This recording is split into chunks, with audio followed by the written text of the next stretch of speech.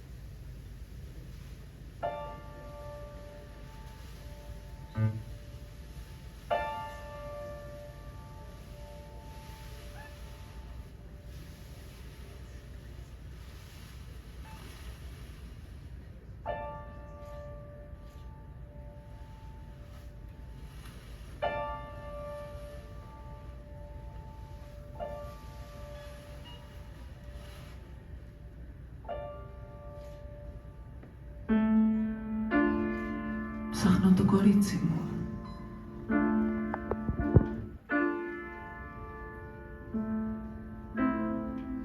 Το κορίτσι που έμενε μέσα σε αυτό το σώμα. Ψάχνω το χαμόγελό της, που είχε τη δύναμη να κουνάει βουνά, αλλά και αυτά τα δύο πόδια. Ψάχνω το κορίτσι με την περιέργεια που ήθελε να ανακαλύπτει. Το κορίτσι με τη μεγάλη αγκαλιά, που δεν φοβόταν να χτυπήσει στο παιχνίδι, που δεν φοβόταν να πει σ' αγαπώ στα αληθινά. Το κορίτσι μου χάθηκε κάτω από τα κρεβάτια του Πιλάτες. Θαύτηκε κάτω από σπόρους πρωτεΐνης, σκόνης τσία και γιαούρτια χαμηλών λιπαρών. Το κορίτσι μου πνίγεται από το κολαγόνο και το skincare routine.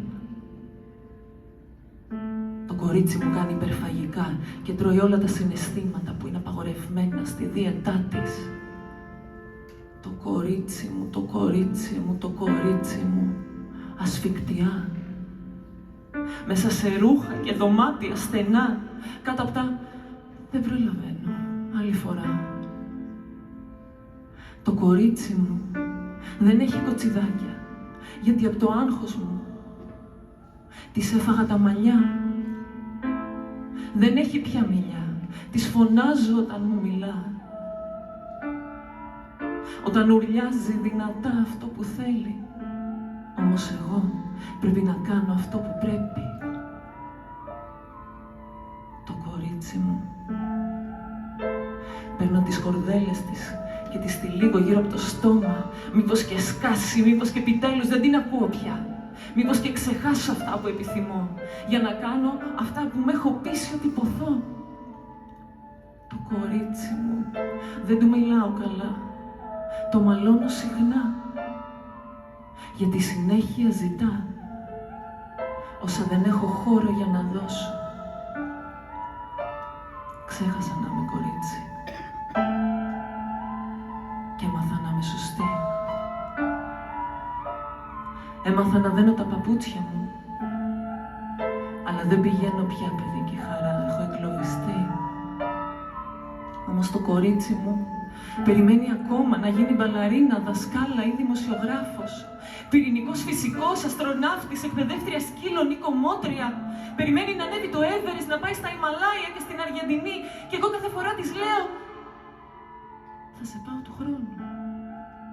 Και φοβάμαι πως μια μέρα θα σταματήσει να μου φωνάζει και δεν θα την ακούω πια. Φοβάμαι πως θα ξεχάσει να περπατά, θα μαραζώσει, θα καμπουριάσει, θα συρρικνωθεί, θα της πέσουν τα μαλλιά, δεν θα έχει δόντια πια. Μπορεί να έχει εγγόνια και παιδιά και τότε θα μου λέει «γιατί δεν τα κάναμε όλα αυτά».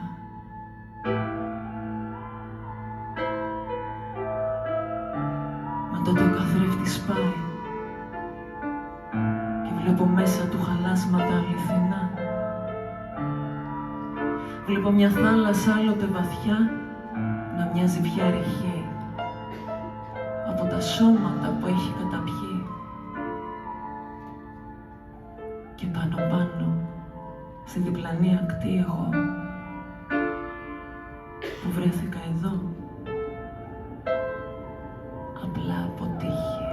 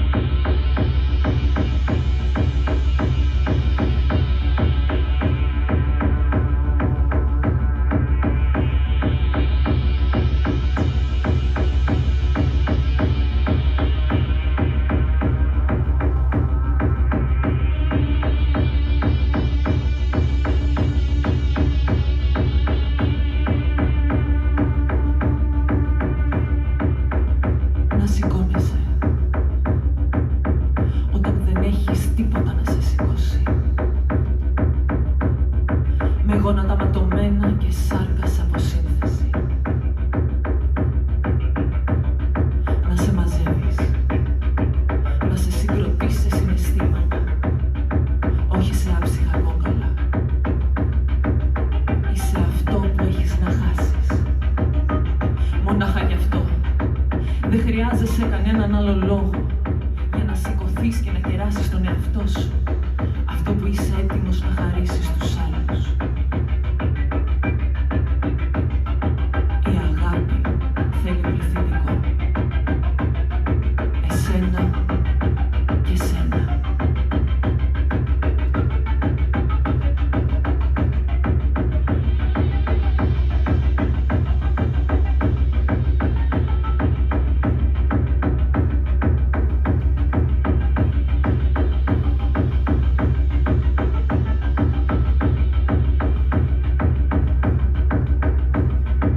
Να σε αγαπάς σαν να ήσουν άνθρωπός σου.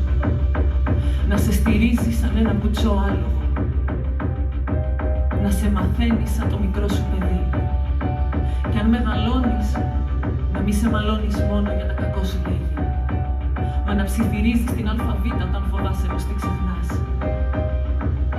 Κι αν απ' το άλφα πηδάς στο ωμέγα, να ψάχνεις το λόγο και να φτιάχνεις γέφυρες. Να κάνεις φίλη σου τη συγχώρεση. Θα σου πάρει τα βάρη. Να κάνεις φίλη σου την ευγνωμοσύνη. Θα σε κάνει να θυμάσαι. Μα προπάντων να απλώνεις το χέρι στην απελπισμένη εαυτή σου. Είναι αυτή που θα σε μάθει να σηκώνεσαι.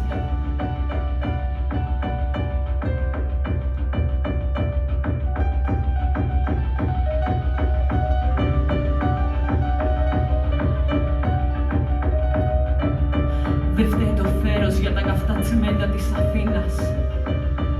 Φταίς εσύ που τα περιβάλλεις με τη φλεγόμενη καρδιά σου. Μην τη σβήσεις. Μα κάνε τη φωτιά σου να γεννήσει λαβές αλαβάστριες για να κρεμαστούν πάνω του οι επόμενες ένδοκες